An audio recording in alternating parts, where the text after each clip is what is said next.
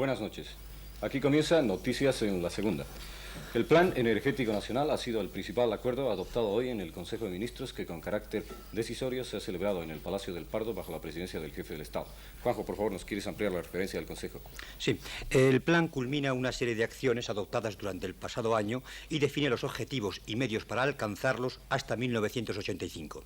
El objetivo primordial del plan es el asegurar la continuidad de los suministros de energía mediante el incremento de los recursos nacionales y la diversificación de las fuentes de energía. En palabras más claras, tratar de reducir al máximo el porcentaje del petróleo y sus derivados en materia energética. Hoy, la dependencia del petróleo es del orden del 70%, y si se cumplen las previsiones del plan, en 1985 el abastecimiento energético estaría cubierto de la siguiente forma: 14% por el carbón, 8% por la energía hidráulica, el 44% por el petróleo, el 11% por el gas natural y el 23% por la energía nuclear.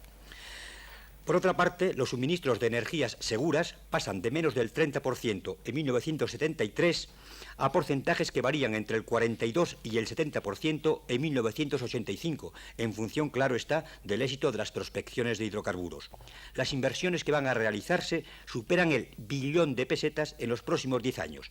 Estas inversiones están distribuidas así: 174.000 millones de pesetas en centrales hidráulicas, 64.000 millones en centrales de carbón y 781.000 millones en centrales nucleares. Juanjo, ¿qué hay respecto de las tarifas eléctricas cuya subida se supeditó a la aprobación de este plan? Sí, han subido las tarifas eléctricas, pero menos de lo que se esperaba. El decreto aprobado hoy establece una subida de las tarifas eléctricas del 13% para usos domésticos y del 17% para usos industriales. Los consumidores domésticos que gasten menos de 40 kilovatios hora al mes no verán subidas sus tarifas. Asimismo, tampoco se modifica la llamada tarifa de tanto alzado, que afecta igualmente a los consumidores modestos. La repercusión de esta subida, según afirmó el ministro de Industria, que acudió personalmente a explicar a la prensa el plan energético, en el índice del coste de vida es inferior al 0,17%. El Consejo de Ministros ha examinado la evolución del mercado internacional de crudos. ¿Qué hay a este respecto? Sí, el ministro de Información afirmó que el Consejo había examinado la evolución del mercado interior de crudos y en el que, como se sabe, se han cuadruplicado los precios desde la segunda mitad de 1973. Después de estudiar diversos informes, entre ellos de la Junta Superior de Precios, ha decidido elevar algunos productos cuyos precios se encuentran más alejados de los precios medios europeos. Estos productos son gasoil para usos generales, queroseno, naftas y gases licuados de petróleo. En su conjunto, el aumento de precios aprobado es del 17%. No se modifican los precios del gasoil para usos agrícola y pesquero, ni tampoco el de la gasolina. ¿Algunos otros acuerdos adoptados? Sí, la creación de un banco árabe español en el que intervienen como accionistas un banco libio, otro de Kuwait, el Instituto de Crédito Oficial, el INI y un grupo integrado por 7 bancos españoles. Este banco será muy útil para el reciclaje de petrodólares y para canalizar las inversiones y financiación a medio y largo plazo hacia empresas españolas. También el Gobierno ha adoptado el acuerdo de remitir a las Cortes un proyecto de ley sobre relaciones laborales. Este proyecto es una parte importante de la proyectada Ley Básica del Trabajo. No incluye la regulación de los conflictos colectivos, ya que, según dijo el ministro de Información y Turismo, señor Herrera Esteban, el Gobierno ha estimado oportuno anticiparla por decreto ya en trámite avanzado de redacción, dada la necesidad de responder en el plazo más breve posible a las exigencias de la realidad en esta materia. También ha sido nombrada una comisión en el seno del Gobierno para preparar un proyecto de ley de regulación de las empresas que reviste la forma jurídica de sociedad y facilite la mayor participación del personal. Por último, se ha aprobado un decreto por el que se desarrolla la Ley de Protección del Ambiente Atmosférico. Hoy varios diarios madrileños han publicado la noticia, una información según la cual la empresa del diario El País ha solicitado inscripción en el registro de empresas periodísticas. ¿Se ha referido a esto el ministro? Sí, el señor Herrera Esteban ha afirmado que la noticia aparecida en los periódicos respecto a la próxima salida de El País no era cierta y que desconocía de dónde procedía esa noticia. Hasta este momento, dijo el ministro, la salida del País no ha sido autorizada. Gracias, Juanjo. Vamos a continuar con los temas nacionales. Los sondeos petrolíferos que se están realizando en Gelsa del Ebro, en la provincia de Zaragoza, están dando hasta el momento resultados muy esperanzadores. Al parecer, la aparición de gases y lodos, una vez analizados, demuestran la existencia de petróleo, aunque todavía no puede decirse en qué cantidad. La profundidad a que se realizan las prospecciones es de 2.600 metros. Por otra parte, también en Pamplona se rumorea insistentemente que en unas prospecciones que se llevan a cabo en los alrededores del pozo de Esparza de Potasas de Navarra, que en los últimos días fue noticia, aunque por otras causas, han aparecido claros indicios de petróleo en forma de gas. La revista Tribuna Veterinaria informa que los embutidos tradicionales españoles están perdiendo mucho prestigio tanto en el mercado nacional como en el extranjero ante el desarrollo tecnológico de la industria cárnica que está transformando los procesos naturales que antes regían la fabricación de estos productos. La revista señala que con la tecnología se han conseguido embutidos de magnífico aspecto, pero de una calidad muy deficiente. En algunos casos, la tecnología ha venido a sumarse a la picaresca. La revista dice textualmente: el chorizo barato se elabora con corteza de tocino cocida y teñida, vísceras y tejido adiposo. En la última campaña, que finalizó el pasado mes de octubre, el consumo de aceite de oliva en nuestro país disminuyó en un 4%. A pesar de ello, este aceite de oliva continúa siendo el más consumido en relación a los demás aceites vegetales. Sin embargo, en esta campaña, el total de aceites vegetales consumidos fue de más de 700.000 toneladas, lo que representa un aumento de un 14% sobre el consumo de la campaña anterior. Se han elevado numerosas protestas en la Universidad Politécnica de Madrid, muy concretamente en la Escuela de Ingenieros Industriales, por el proyecto de instalación en España de una filial del Instituto de Tecnología de Massachusetts. Para esta filial se baraja un presupuesto anual de 500 millones de pesetas, cantidad que contrasta con los 80 millones de presupuesto que tiene, también para un año, la Escuela Superior de Ingenieros Industriales.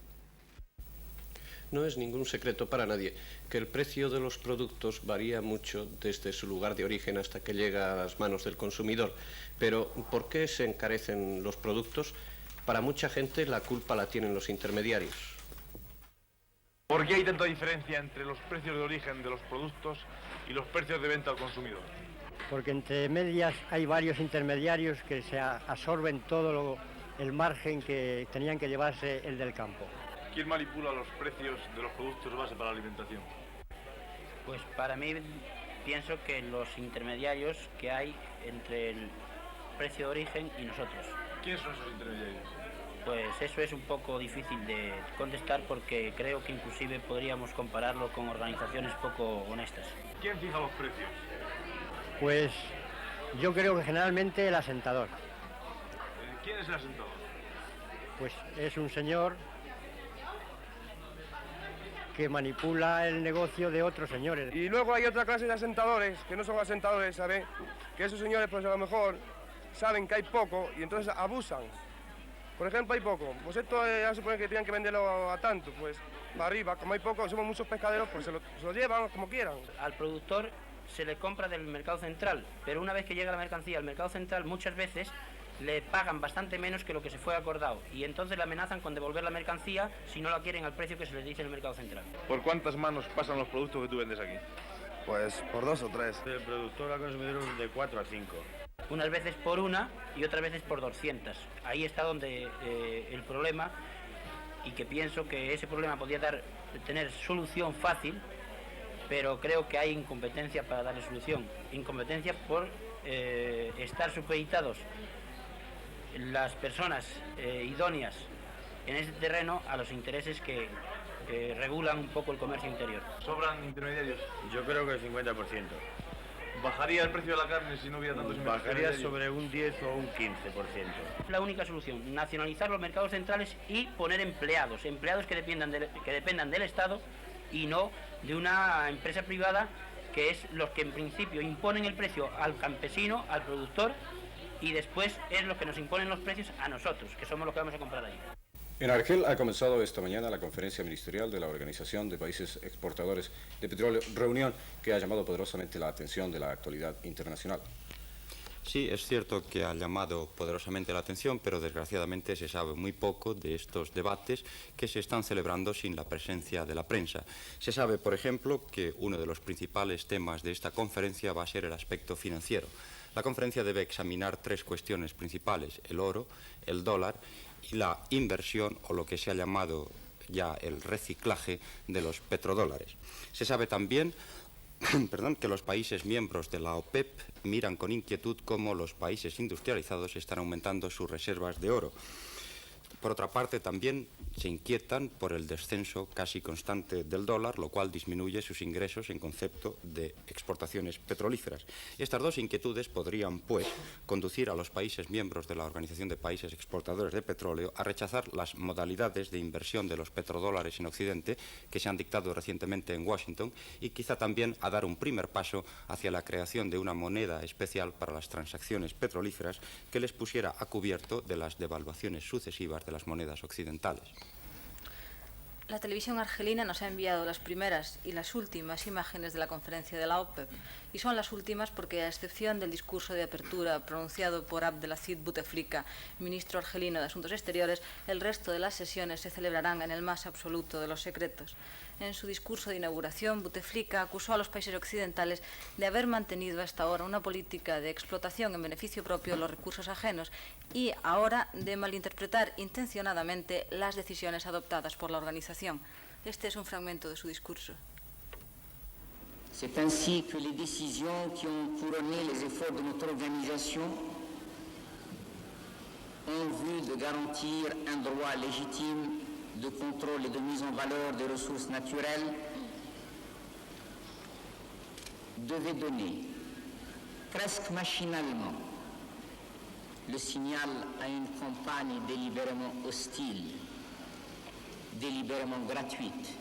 El 2 de marzo próximo comenzará en Caracas la discusión parlamentaria en torno al proyecto de ley de nacionalización de la industria petrolera venezolana, anunció el presidente Carlos Andrés Pérez. Venezuela es uno de los principales países productores de petróleo y miembro de la OPEP. Actualmente extraen allí petróleo 21 compañías, en su mayoría norteamericanas. En otro orden de cosas, la BBC informa en torno a una reestructuración del gabinete venezolano. El corresponsal de la BBC en Hispanoamérica dice que el nombramiento más importante en esta reestructuración del gabinete venezolano es el de Constantino Quero Morales, como presidente del Fondo Venezolano de Inversiones, a quien se ha dado el rango de ministro de Estado. El corresponsal informa que esto subraya la importancia concedida al mencionado fondo, por medio del cual se canalizan algunos de los ingresos provenientes del petróleo. El rey Hussein de Jordania ha dicho en unas declaraciones al diario egipcio Al-Ahram que no hay que preguntarse cuándo estallará una nueva guerra árabe-israelí, sino hasta cuándo podrá evitarse una guerra semejante. Ha añadido que cuando estalle esa nueva guerra será una catástrofe en la que seguramente se verán envueltas las grandes potencias. Por su parte, el presidente egipcio El Sadat, refiriéndose a las relaciones entre Egipto y la Unión Soviética, ha dicho, esta vez al diario francés Le Figaro, que desea vivamente la visita de Brezhnev para arreglar los desacuerdos entre El Cairo y Moscú. Desacuerdos, ha dicho el presidente egipcio, que no son únicamente militares, sino también políticos y económicos. La conferencia de Ginebra, defendida por la Unión Soviética y por los países árabes que están bajo su influencia, se apunta cada vez más como la única salida posible para resolver la crisis de Oriente Medio. Si la próxima gira de Henry Kissinger por la zona no obtiene el éxito necesario, Estados Unidos e Israel no tendrán más remedio que aceptar una conferencia de paz de este tipo. Las imágenes que vamos a ver ahora son unos fragmentos que corresponden a discursos del presidente Sadat y del primer ministro israelí Rabin, en los cuales se muestra hasta qué punto están enfrentadas sus posiciones. Mientras Rabin apela a condiciones de seguridad para mantenerse en sus 13, Sadat exige de Israel que se retire de los tres frentes y anuncia, además, que si Israel llegara a atacar a Siria, Egipto entraría automáticamente en guerra. Without sacrificing what I believe are the basic conditions for security. What are the basic conditions for understanding by other countries, friendly countries, of what we do? Israel must pull back on the three fronts, in Sinai, Golan Heights, and the Western Bank. If Israel attacks Syria, I shall be going in action, in offensive at once. La situación en Portugal continúa muy confusa y de ella se ocupan la mayoría de las estaciones de radio europeas. Desde que el Consejo de Ministros aprobó la Ley de Unidad Sindical patrocinada por el Partido Comunista con el apoyo de las Fuerzas Armadas, se ha creado en el país un clima de tensión e incertidumbre. Circulan en Lisboa rumores que indican que el controvertido proyecto ha sido remitido al Consejo de Estado para que emita su opinión al respecto, aunque tal hipótesis no ha sido confirmada. Así pues, la reunión del próximo domingo, en la que los socialistas decidirán si continúan o no en el gobierno, adquiere una importancia fundamental. Los líderes socialistas piensan que sería un grave error abandonar el gobierno provisional, aunque no están seguros de convencer a la mayoría del Comité Central del partido, formado por 40 miembros. Iberoamérica es el continente que más tecnología española recibe, con un 62% de los estudios y proyectos que nosotros exportamos fuera. El segundo cliente español en cuanto a contrataciones de este tipo es África, con un 31%, según informa un estudio de la revista Metal.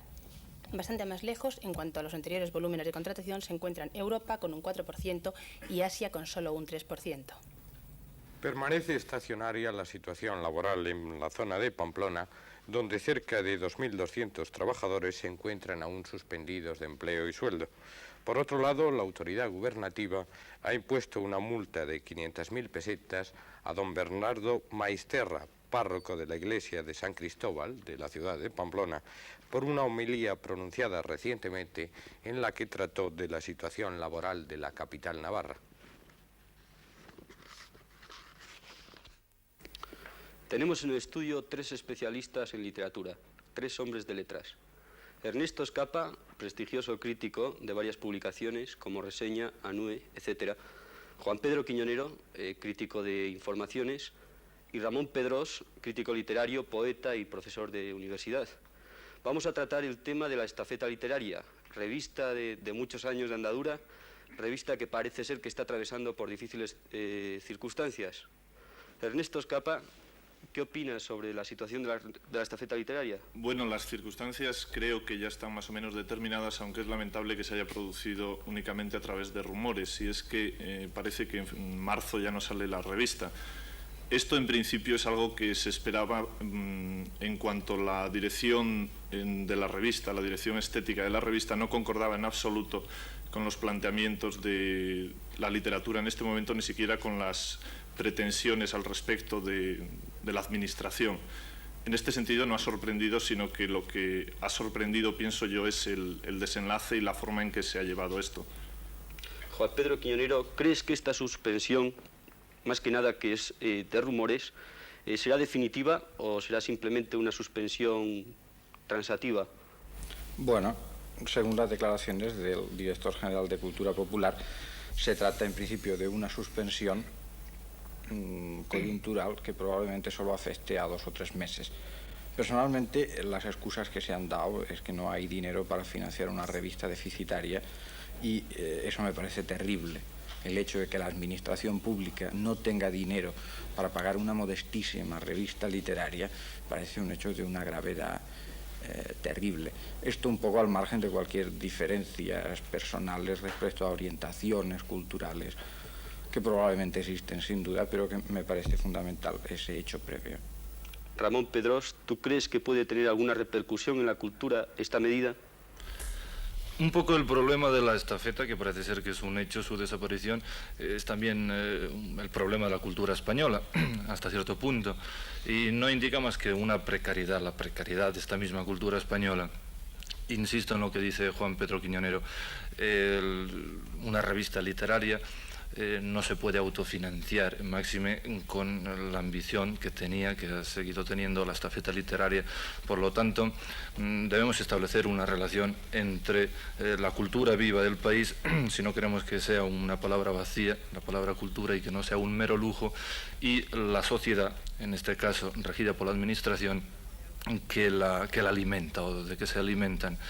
Yo creo que puede tener repercusiones en cuanto a que la estafeta ha cumplido una labor históricamente y actualmente. Lo que ocurre es que, también coincidimos en esto al parecer, debe transformarse y debe dar cabida la cultura española representada por la estafeta literaria a las preocupaciones que está dando cabida a la sociedad española en un momento de transformación. Por su parte, don Cruz Hernández, director general de Cultura Popular y Espectáculos, ha declarado a un redactor de nuestros servicios informativos a primera hora de la tarde de hoy que el cierre de la estafeta literaria es una noticia exagerada que ha difundido la prensa en estos días. Nos aclaró que, según publicó el diario Informaciones, lo que se pretende es una reorganización, una reestructuración de la revista. Nunca se pensó en el cierre definitivo de la publicación. Como se decía en los rumores, el cierre se efectuaría en el mes de marzo próximo, lo cual nos lo ha desmentido el propio director general de Cultura. Las medidas a tomar en cuanto a la aludida reestructuración todavía no se sabe cuándo se iniciarán. Nos insistió el señor Hernández que se había exagerado enormemente una cuestión mal enfocada. Ayer se reunieron en la Casa Sindical de Barcelona los trabajadores despedidos de la empresa SEAT. La reunión la presidió el director de Relaciones Laborales y a ella acudieron unos 400 trabajadores. Allí los trabajadores de SEAT despedidos manifestaron la forma en la que fue hecha sus despidos y la manera y el motivo por el que se hizo. También dijeron que deseaban volver a la empresa. Asimismo, plantearon diversas propuestas en orden a la defensa de sus intereses, facilidades para reunión y relación con los medios informativos para poderles contar todas estas cosas. Por otra parte, han sido sancionados por la autoridad gubernativa con multas que oscilan entre las 2.000 y las 50.000 pesetas los detenidos por la fuerza pública con ocasión de los incidentes callejeros que ocurrieron días pasados en Barcelona. Por el mismo motivo, continúan encarceladas 13 personas que se encuentran a disposición del Tribunal de Orden Público. De estas 13 personas, 5 de los detenidos son obreros de la empresa SEAT. El próximo aumento de precios en los fármacos, las materias primas de los productos farmacéuticos, no incidirá en estos, ya que la subida no superará la cota del 3%. Parece que el aumento se producirá en breve, ya que, como se ha dicho antes, la subida, al no superar la cota del 3%, no necesita la aprobación del Consejo de Ministros. En cambio, lo que sí se espera para este año es un aumento de los precios internacionales del azúcar. Según un informe elaborado por el Gabinete de Estudios del Banco de Vizcaya, la campaña azucarera internacional registrará un descenso de la producción a escala mundial. Como la demanda crece ininterrumpidamente, la conclusión elemental es el aumento de los precios. Hoy en Moscú se ha firmado un acuerdo comercial entre la Unión Soviética y España por el que Rusia comprará 110 millones de litros de vino español a granel y 7 millones de litros de brandy, aparte de otros productos agrícolas.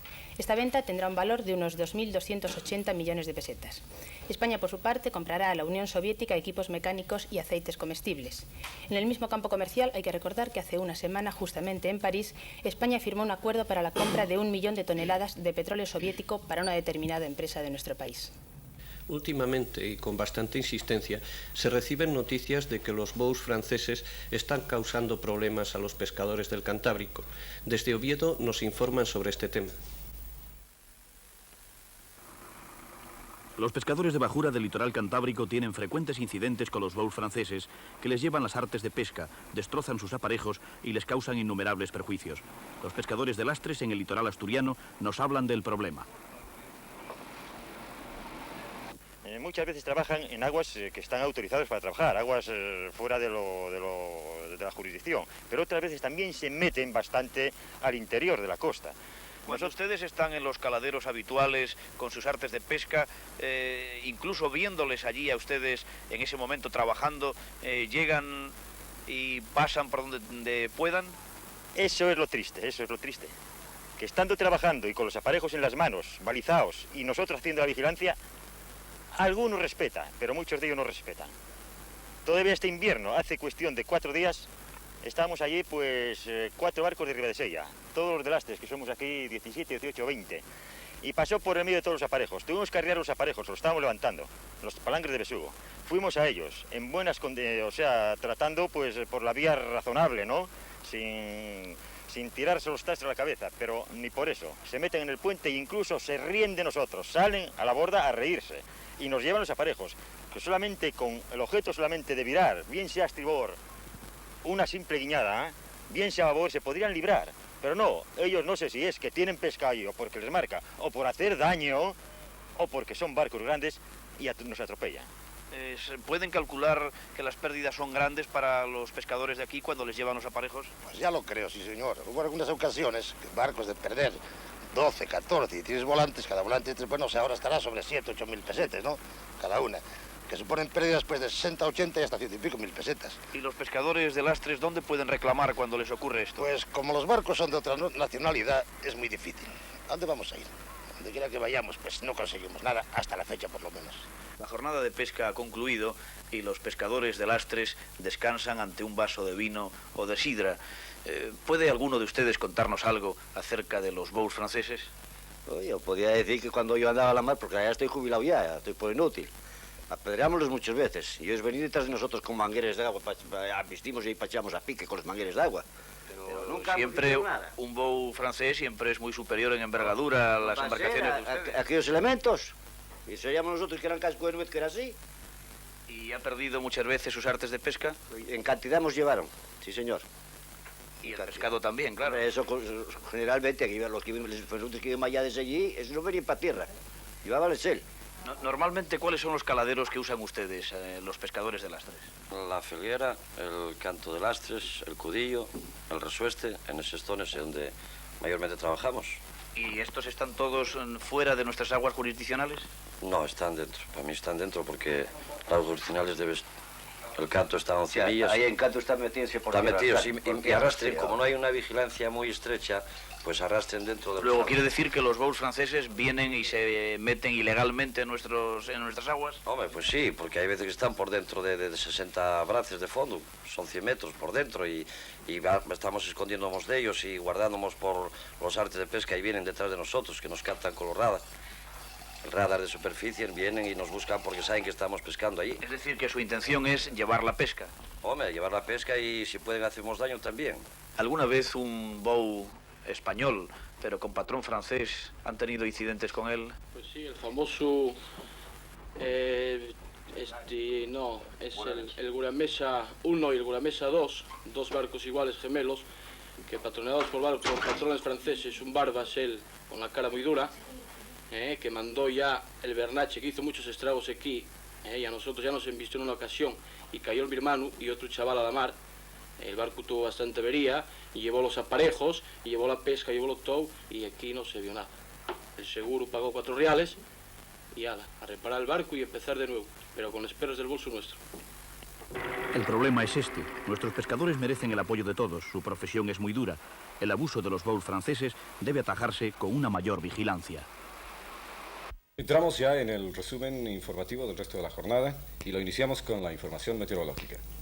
A pesar de que ha abundado la nubosidad por toda la vertiente atlántica, las lluvias que recogidas entre las 7 de la mañana y las 7 de la tarde han sido bastante ligeras, alrededor de 1 litro por metro cuadrado, mientras que en el Alto Ebro, en esta región sí que ha llovido un poco más. En Logroño se llegaron a medir 7 litros por metro cuadrado.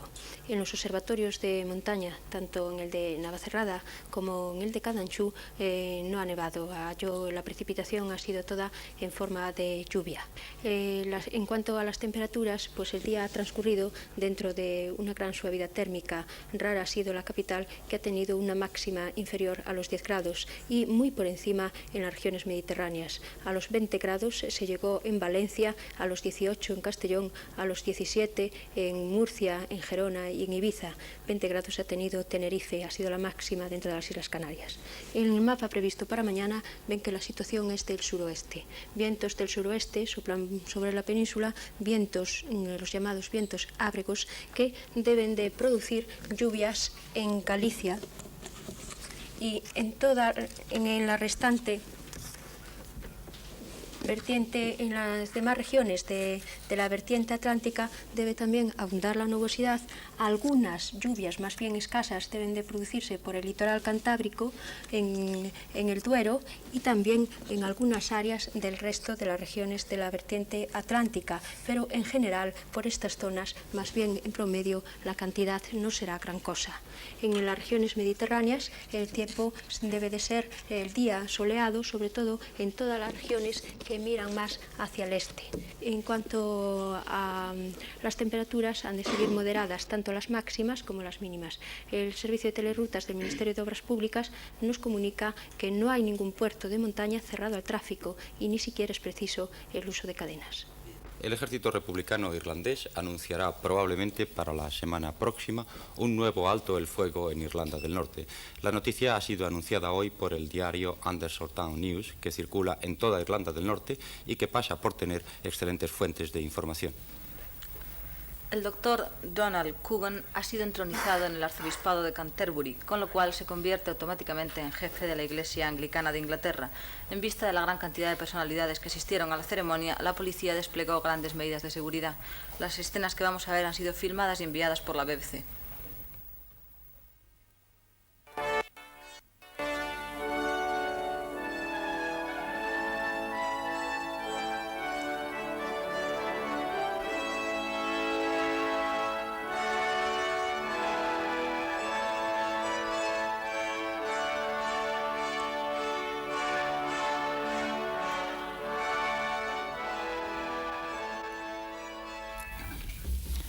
La BBC informa que la realización de un probable referéndum en junio próximo, en el que se decidirá si Gran Bretaña continúa o no en el mercado común, dependerá de que se conozca a tiempo el resultado de las negociaciones que se efectúan sobre los términos de ingreso del ingreso británico en la comunidad. El probable referéndum de junio será el primero de esta clase en el que participen los ciudadanos británicos. El premier Wilson dijo que el resultado del referéndum no comprometerá al Parlamento, pero que en su opinión no se imagina cómo los miembros de este podrían decidirse a actuar en contra de una decisión nacional. Wilson reiteró que el gobierno aceptaría la decisión popular. Sigue.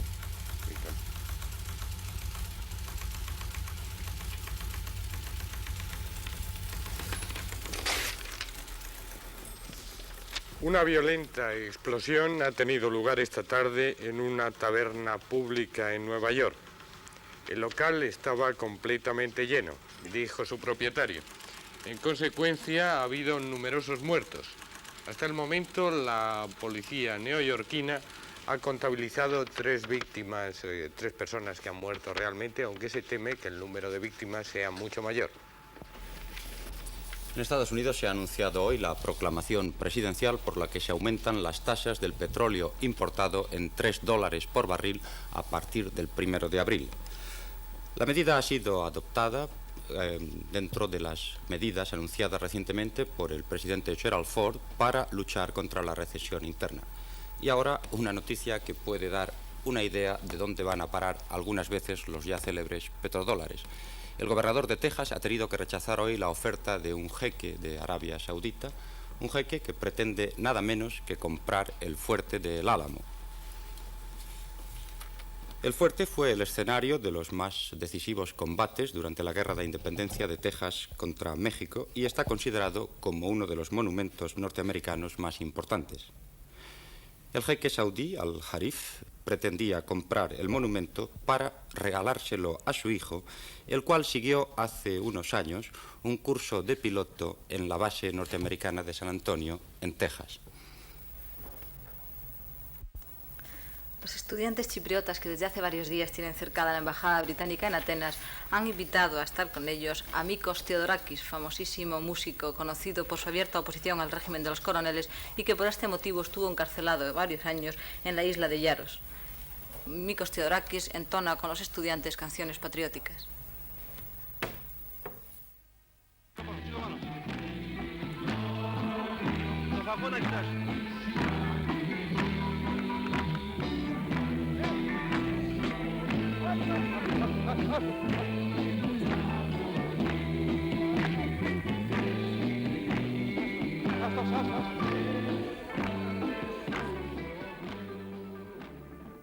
Esta mañana un numeroso grupo de personas han intentado volcar un autobús de la línea Móstoles-Madrid en protesta por el mal servicio que tiene.